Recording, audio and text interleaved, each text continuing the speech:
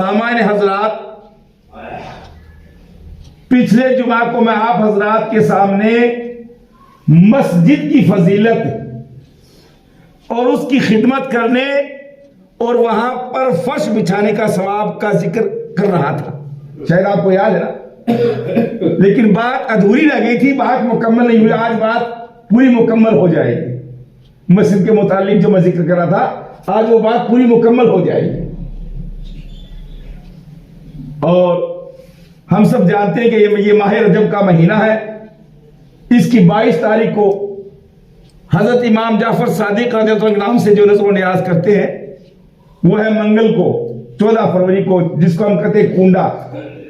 अब 2 दिन से फोन आ रहा है कि हाजी साहब कुंडे कब के हैं, तो बताना पड़ता है। तो इसी आने वाले मंगल को कुंडों की न्याज है, इमाम जाफर सादिक की न्याज है। 22 तारीख है और 14 फरवरी है। और इसी माह की 27 तारीख को मेरे और आपके नबी सल्लल्लाहु अलैहि वसल्लम को मेराज नसीब हुई। आप मेराज में तशरीफ ले गए, लेकिन मैं मेराज की बात नहीं कर रहा हूं। मैं आपके सामने मस्जिद ही की फजीलत का जिक्र कर रहा हूं। आका व मौला सरकार मदीना जनाब मोहम्मद रसूलुल्लाह सल्लल्लाहु अलैहि वसल्लम फरमाया कि कयामत के दिन मस्जिद का मतलब होता है एक, और मस्जिदें ये तमाम मस्जिदें, पूरी दुनिया की मस्जिदें कश्तियों की तरह लाई जाएंगी,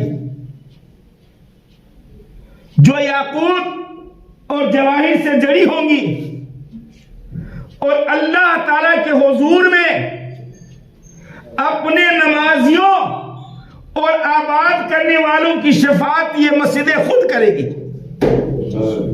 नबी की तो बात अलग है जनाब, नबियों की बात तो अलग है, हमारे नबी की बात अलग है। लेकिन कल कयामत का दिन होगा तो यही मस्जिदें, जहां जहां जिस मस्जिद में हमने नमाज अदा की है, वो मस्जिदें हमारे लिए कल कयामत के दिन अल्लाह ताला से शफाअत करवाएगी।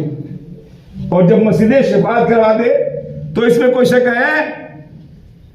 जन्नत में जाने का कोई शक है? कोई शक नहीं, बिला शक बिला शुबा हम जो जन्नत में दाखिल हो जाएंगे, जब मस्जिदें हमारे लिए मगफिरत की दुआ कर देगी, शफाअत कर देगी। मनकूल है कि एक रोज खलफ इब्ने अय्यूब मस्जिद में बैठे हुए थे। उनका गुलाम आया और उनसे कुछ पूछने लगा। वो उठ खड़े हुए। कौन? खलफ इब्ने अय्यूब। और मस्जिद से बाहर निकलकर गुलाम की बातों का जवाब दिया। किसी ने उनसे उसके मुतालिक दरियाफ्त किया, पूछा कि हुजूर आपके गुलाम ने जो सवाल किया था, आपने अपने गुलाम के सवाल का जवाब मस्जिद में क्यों नहीं दिया? वजह क्या है, सबब क्या है, बात क्या है?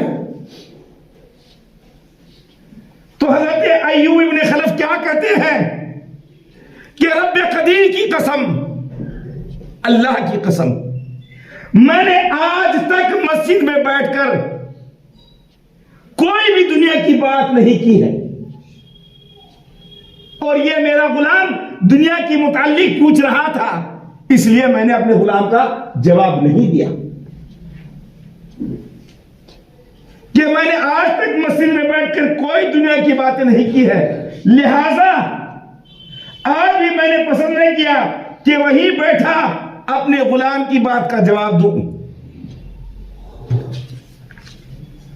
हदीस शरीफ में वारिद है, हदीस शरीफ में आया है कि बहिश्त की हूरों का महर, जन्नत की हूरों का महर। आज हमारे यहां शादी होती है, महर बांधते ना भाई, और महर का बांधना फर्ज है। निकाह के अंदर महर का बांधना फर्ज है। अब वहां जन्नत की हूरें मिलेगी जन्नत में, तो उनका भी महर है। आप कहेंगे वहां पैसा कहां से लाएंगे? सिर्फ 11 मीटर कपड़ा साथ में लेके जाते हैं, वहां पैसा कहां से आएगा? बहिश्त की हूरों का महर मस्जिदों की खिदमत है। बात समझ आ रही है ना कि जन्नत की हूरों का महर मस्जिदों की खिदमत और उनकी आबादी है, यानी मस्जिद को आबाद करना है। आपने मस्जिदों की खिदमत की है, मस्जिद को आबाद किया है, यही हूरों का महल है, यही हूरों का महल है। जो शख्स मस्जिदों में चिराग रोशन करेगा तो हमेशा फरिश्ते और हामिलाने अर्श उसके लिए दुआए मग़फ़िरत करते रहेंगे। जब तक उस चिराग की रोशनी से मस्जिद नूरानी और मुनव्वर रहेगी, जगमगाती रहेगी। आका मौला सरकार मदीना जनाब मोहम्मद रसूलुल्लाह सल्लल्लाहु अलैहि वसल्लम ने इरशाद फरमाया कि मस्जिद, अब यहां एक मस्जिद की बात है, तमाम मस्जिद की बात नहीं आ रही है, कि मस्जिद आसमान की तरफ रुख करके अपने नमाजियों की शिकायत करती है। अब कहेंगे हम तो नमाज पढ़ने आते हैं मस्जिद में, इमाम साहब कैसे बातें करते यार हैं? मस्जिद में तो हम नमाज पढ़ने के लिए आते हैं, और आप कहते हो कि यही मस्जिद खुदा की बारगाह में हमारी शिकायत करती है नमाजियों की। मस्जिद में नमाजी आते हैं, आसमान की तरफ रुख करके अपने नमाजियों की शिकायत करती है यही मस्जिद है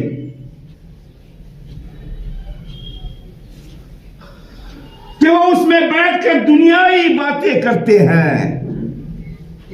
इसलिए यह मस्जिदें अल्लाह की बारगाह में शिकायत करती हैं। अल्लाह ताला के फरिश्ते मस्जिद को जवाब देते हैं कि मस्जिद तू अपने नमाजियों की शिकायत क्यों कर रही है? खामोश है, हमको अल्लाह ताला ने ऐसे ही लोगों को हिला करने के लिए, बर्बाद करने के लिए मुकर्रर फरमाया।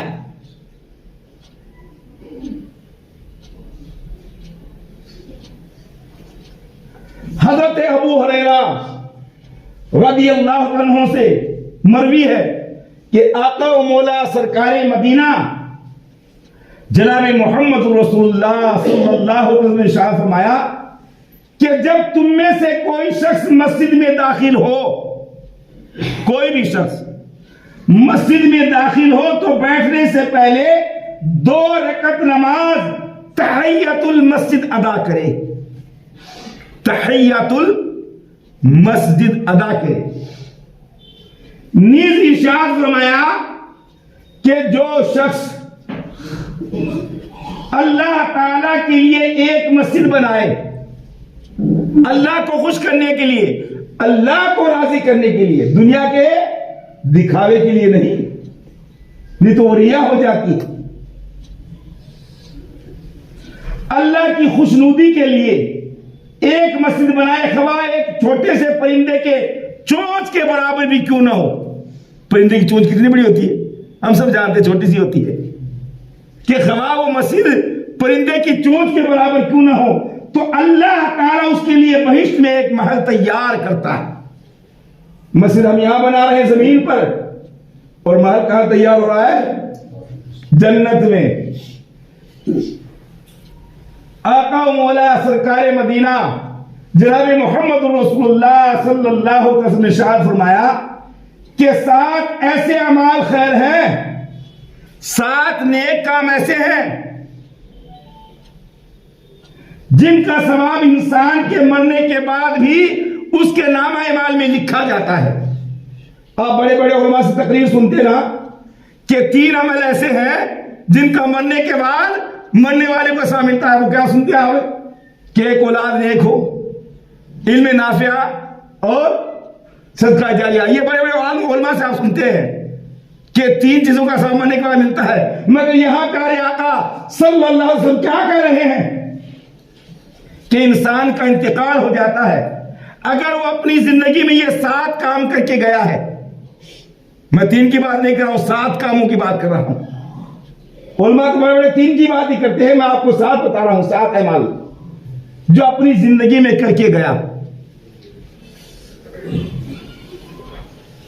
7 ऐसे अमाल खैर हैं जिनका सवाब इंसान के मरने के बाद भी उसके नामा अमाल में लिखा जाता है।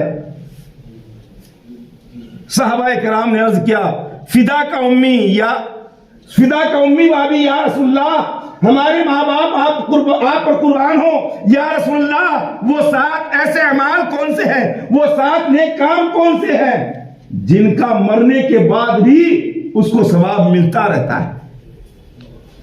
तो प्यारे आका सल्लल्लाहु इरशाद फरमाते हैं कि 7 अमाल खैरिये हैं जो अपनी जिंदगी में करके गया। एक, जो शख्स फलदार दरख्त लगाए जिनसे लोग नफा उठाए। फलदार समझते हैं दरख्त।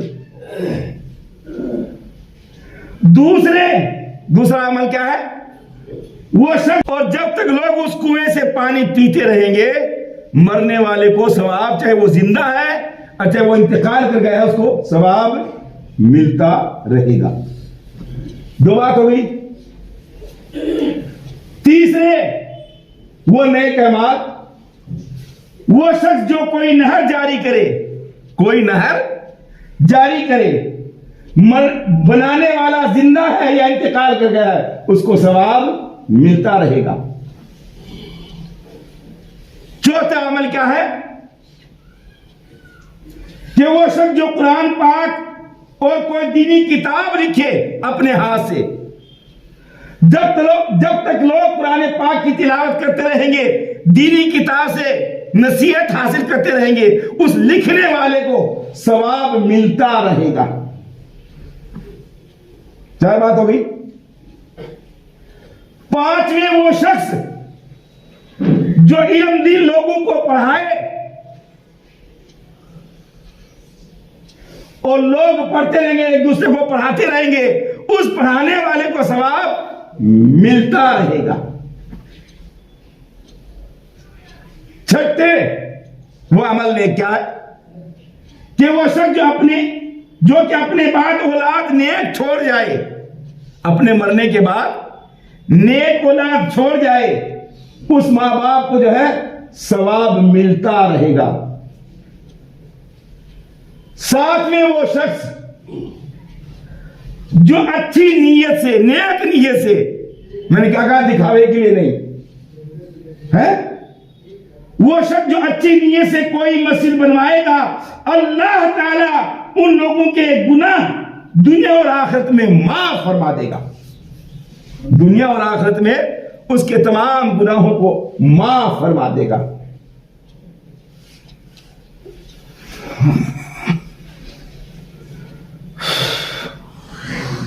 फकीह उलैस फरमाते हैं कि मस्जिद के आदाब बाज़ उलमाए उम्मत के नजदीक 17 है। मस्जिद के आदाब, आदाब समझते हैं ना, अदब समझते हैं ना, 17 है। एक, मस्जिद में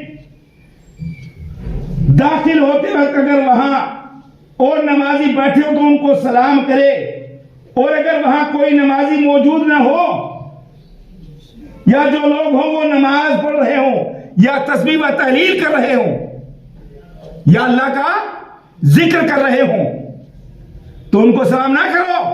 नमाज पढ़ रहे हैं, तस्बीह तहलील कर रहे हैं, कुरान की तिलावत कर रहे हैं, उनसे सलाम मत करो। ये सलाम करो तो ऐसे सलाम करो, आज बढ़ते हैं अस्सलाम वालेकुम, चाहे कुरान पढ़ रहा है चाहे नमाज पढ़ रहा है, अस्सलाम वालेकुम, अस्सलाम वालेकुम। अरे भाई बड़ा मुफ्ती आ जाता है। अब सुनो, अगर वो तस्बीह तहलील के अंदर है, कुरान की तिलावत कर रहा है, तो उसको सलाम मत करो, ऐसे कहो अस्सलामु अलैना मिन रब्बिना व अला इबादिल्लाहि सालिहीन। अब इतना तो याद नहीं है, तो नबी को सलाम कर लो, दिल ही दिल में नबी को सलाम कर लो, अस्सलामु अलैकुम या रसूल अल्लाह है, नबी को सलाम, इतना कह लो। आप कहेंगे इतना कलमा तो याद नहीं रहता है। अस्सलामु अलैना मिन रब्बिना व अला इबादिल्लाहि सालिहीन। दूसरा, मस्जिद में आकर बैठने से पहले 2 रकात नमाज तहियतुल मस्जिद अदा करें। तीसरा, मस्जिद में बैठकर खरीदो फरोख्त का मुआमला ना करे और दुनिया की बातें हरगिज ना करे। कहां बैठकर? मस्जिद में बैठकर। चौथा, मस्जिद में तलवार ना उठाए यानी कत्ल खून ना करे। 5वां, जब तक मस्जिद में रहे जब तक मस्जिद में रहे याद इलाही से गाफिल न हो, जिक्र खुदा जुबान पर जारी रहे, जब तक मस्जिद में रहे। छठे, मस्जिद में बैठकर अपनी उंगलियां न चिपकाए। सातवां, मस्जिद को कूड़े करकट, सुने जवानों, मस्जिद को कूड़े करकट और निजात से पाक रखे। छोटे बच्चों को, आज लोग छोटे बच्चों को ले आते हैं मस्जिदों में, अब क्या कहें यार, रोजमर्रा किसी को है, छोटे बच्चों और दीवानों को वहां न लाए मस्जिद में। जो मस्जिद का अदब नहीं जानते हो वो अपने छोटे बच्चों को और दीवानों को मस्जिद में न लाए। लेकिन लोग तो आज क्या करते हैं, मेरा दोहिता है, मेरा पोता है, उंगली पकड़ कर लाते हैं कि ये नमाज पढ़ेगा। अरे नमाज क्या पढ़ेगा, ये तेरी नमाज खुद खराब करेगा, तेरी नमाज खुद खराब करेगा, लोगों की भी खराब करेगा। हाँ, अगर वो मस्जिद के आदाब जानता है तो लाओ, मस्जिद के आदाब जानता है तो लाओ, कोई मना नहीं। आठवें, मस्जिद में कोई हद जारी न करे और किसी मुजरिम को सजा न दे।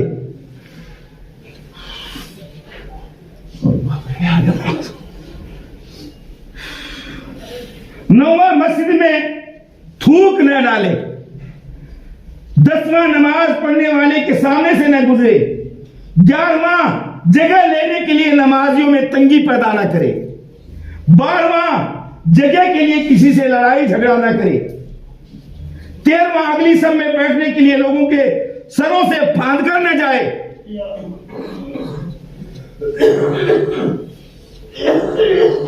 और 14वां, दुनियावी मुआमिलात की बातचीत मस्जिद में न करे।